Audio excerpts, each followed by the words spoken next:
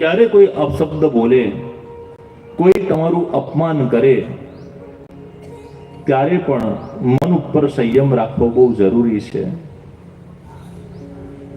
અપમાન કરવા વાળો વ્યક્તિ, તમને ગાળ આપવા વાળો વ્યક્તિ, તમારે માટે અપશબ્દ બોલવા વાળો વ્યક્તિ બોલીને શાંત થઈ જાય છે.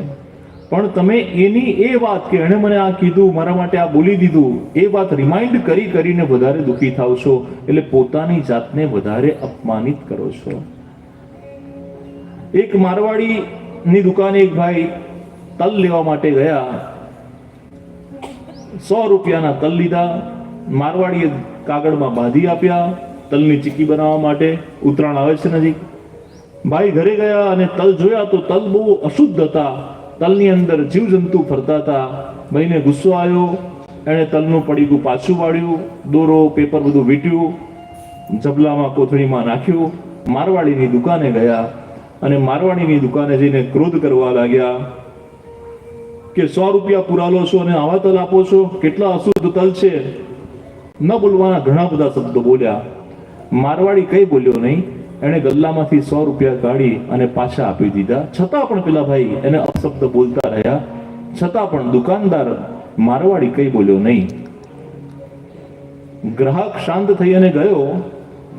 એટલે શેઠના નોકરે કહ્યું કે આ તમને ગ્રાહક આટલું બધું બોલી જાય અને તમે સાંભળી લો, તમે 100 રૂપિયા આપી દીધા પછી પણ તમે આટલી બધી ગાળો કેમ સાંભળો છો? ત્યારે મારવાડી કહે છે કે આમાં આપણને નુકસાન ક્યાં થયું?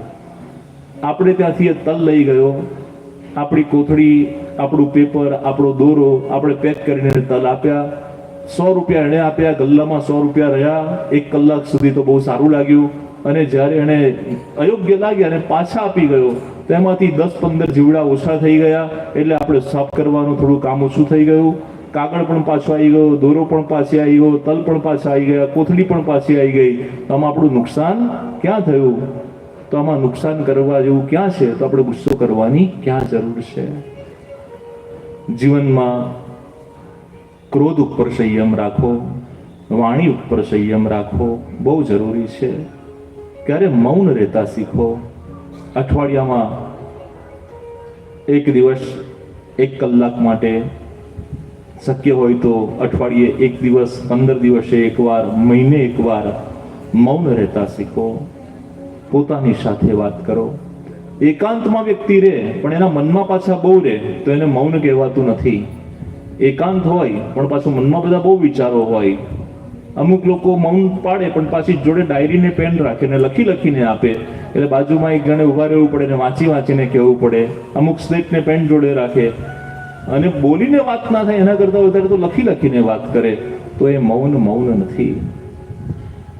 મૌન એ તપ છે. પોતાના સિવાય, પોતાના નિજાનંદ સિવાય, પોતાની અંદર રહેલા પરમાત્મા સિવાય બીજા કોઈની સાથે જોડાવવું નહીં. એનું નામ મૌન છે. મૌન બહુ મોટી સાધના છે. મૌનનો બહુ મહિમા છે.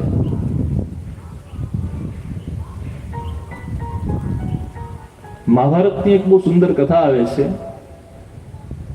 એક તપસ્વી ઋષિ મુનિ, એમણે મૌનની સાધના કરી.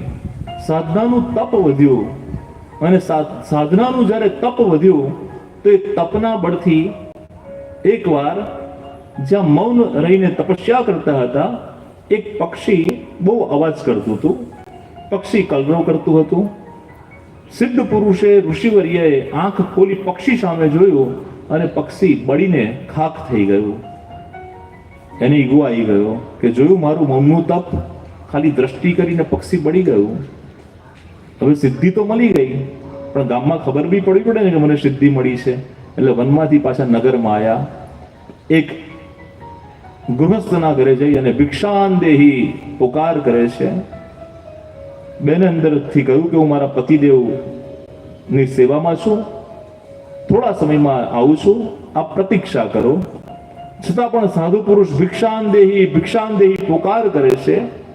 ગૃહસ્થ સ્ત્રી ઘરમાંથી થોડા સમય પછી બહાર આવી.